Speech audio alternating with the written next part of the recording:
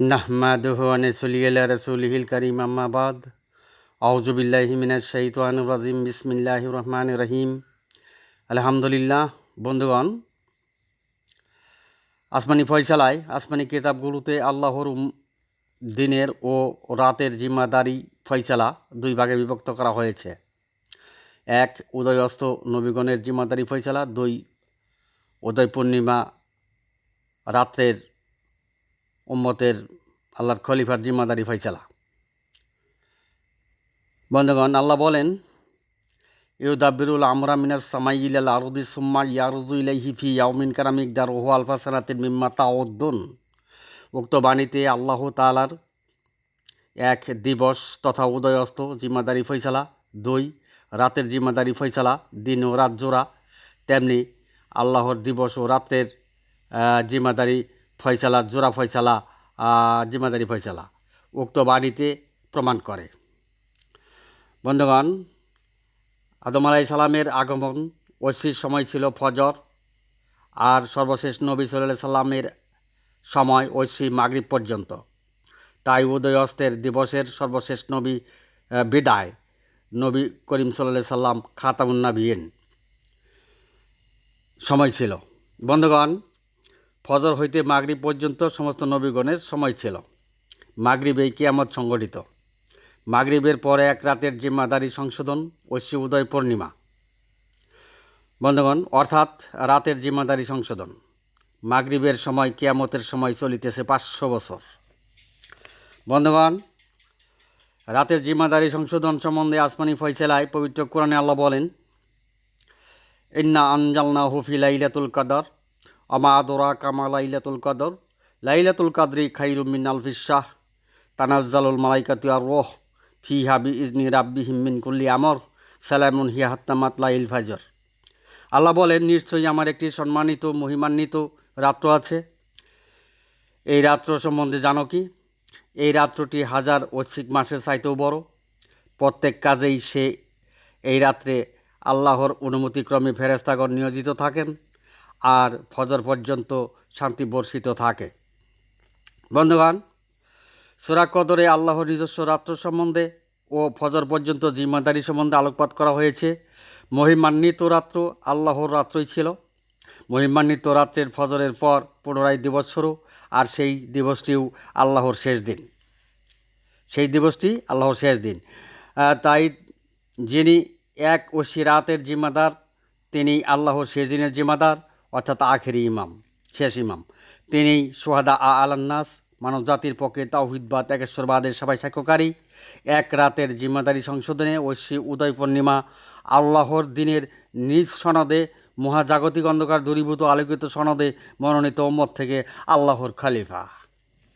বন্ধুগণ, আল্লাহ বলেন, ওয়াউদিয়াল কিতাব ওয়াজিয়া বিন নাবিয়্যিনা ওয়াস শুহাদা।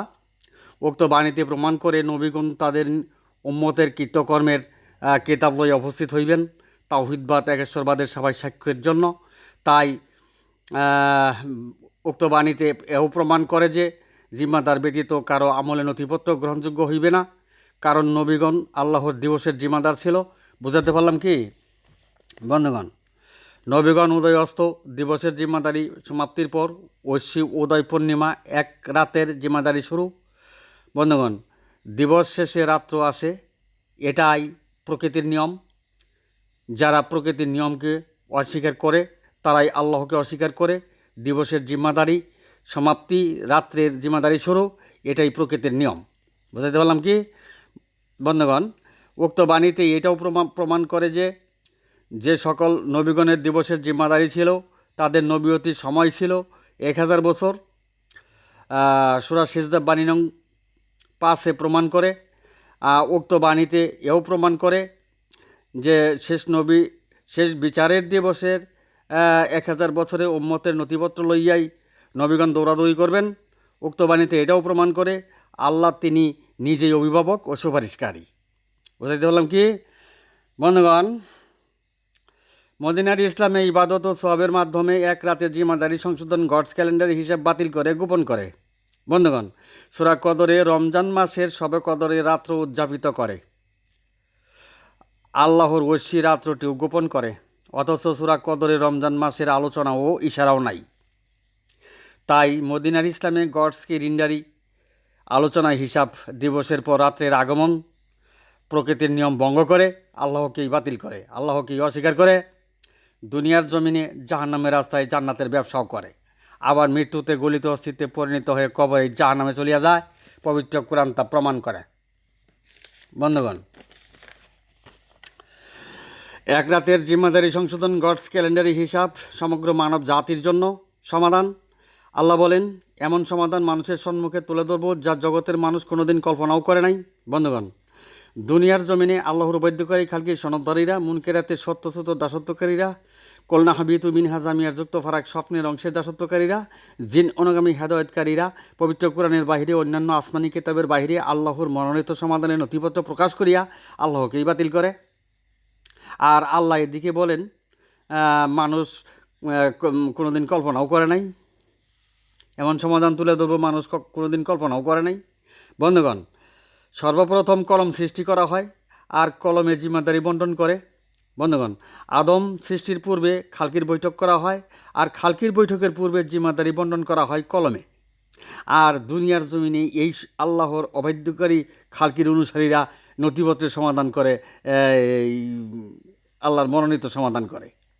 বুঝাইতে পারলাম কি?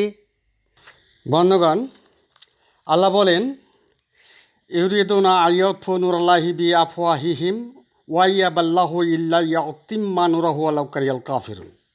আল্লাহ আরও বলেন, ইউরিদুনা লিয়াতফু নূরাল্লাহি বিআফওয়াহিহিম ওয়াল্লাহু মুতিম্মু নূরিহি ওয়ালাউ কারিহাল কাফিরুন।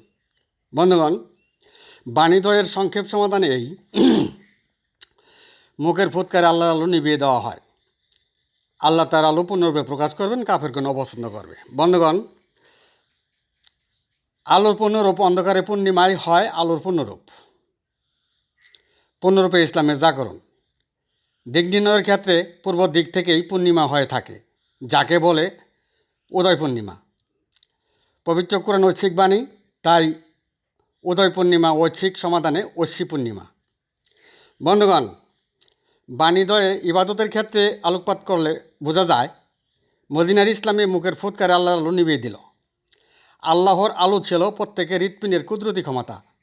যারা মুখের ফুৎকারে তাওহীদবাদ একেশ্বরবাদের সমাধান কষে, তারা মৃত্যুর পর কবরে জিন্দা প্রক্রিয়া নাই তাদের। যেহেতু মুখের ফুৎকারে আল্লাহর আলো নিভিয়ে দিয়েছিল, তারা মৃত্যুতে আল্লাহর কুদরতি নৈকট্য পাবে না, গলিত অস্তিত্বে পরিণত হয়ে কবরে জাহান্নাম পবিত্র কোরআন তা প্রমাণ করে। বন্ধুগণ, আল্লাহ বলেন, আলাম আহাদ ইলাইকুম ইয়া বানি আদামা আল্লাহ তা বুদুস শয়তানা ইন্নাহু লাকুম আদুউম মুবিন ওয়া আনি বুদুনি হাজা সিরাতুম মুস্তাকিম। বন্ধুগণ, উক্ত বাণীদ্বয় শয়তানের পূর্ব দাসত্ব আর বুনি আদমের পূর্ব দাসত্ব, এই দুই প্রকার দাসত্বের প্রমাণ করে।